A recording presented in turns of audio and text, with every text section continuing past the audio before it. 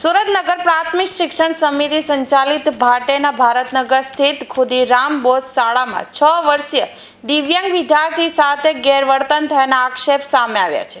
વિદ્યાર્થીના પરિવારના જણાવ્યા મુજબ શિક્ષકે બાળકને મારતા તેની પીઠ પર નિશાન પડી ગયા હતા। પરિવારનો દાવો છે કે બાળકની અગાઉ હાર્ટ સર્જરી થઈ હોવાનું શાળાને જાણ કરવામાં આવી હતી, છતાં તેની સાથે ગેરવર્તન કરવામાં આવ્યું। ઇજાગ્રસ્ત વિદ્યાર્થીને સારવાર માટે નવી સિવિલ હોસ્પિટલ ખસેડાયો હતો।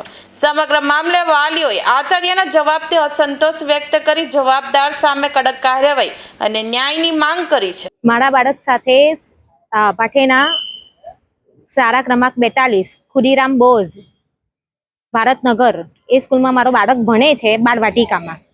તો એ કેટલા દિવસ રોજ જાય જ છે ભણવા, પણ કેટલા દિવસથી મને એવું કહ્યા કરે છે કે મને મારે છે। તો અમે એની વાત પર વિશ્વાસ નથી કરતા। અમને એવું છે કે એને સ્કૂલે ના જવું હશે, પણ અમે જ્યારે એડમિશન લીધું હતું ને તે ટાઈમે અમે ટીચરોને પ્રિન્સિપલને જાણ કરી હતી કે મારું બાળક થોડુંક ઓછું સમજે છે, બરાબર બોલતું નથી, એ ઓપન હાર્ટ સર્જરી વાળો છે, એને આગળ ખેંચ તણાવ આવી ગયું હતું, થોડુંક માઇન્ડ ડેવલપ એનું ધીમું છે।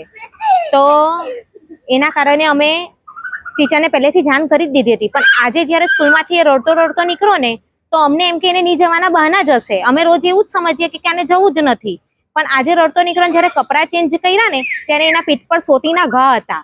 તો અમે સ્કૂલમાં પાછા એને લઈ ગયા કે આ ટીચર આ છોકરાને આવી રીતે માર્યું। તો ટીચર પ્રિન્સિપલે એવું કીધું કે અત્યારે તો ટીચરો બધા નીકળી ગયા અને ટીચર રજા પર છે ને તો એક ટીચર 3 ક્લાસ સંભાળે છે।